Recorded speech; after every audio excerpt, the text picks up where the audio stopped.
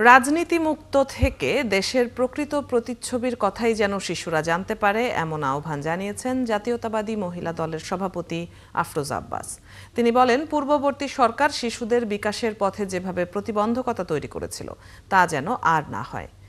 জাতীয় বিপ্লব ও সংহতি দিবস উপলক্ষে রাজধানীতে চিত্রাঙ্কন ও উপস্থিত বক্তৃতা প্রতিযোগিতার এক অনুষ্ঠানে তিনি এই মন্তব্য করেন।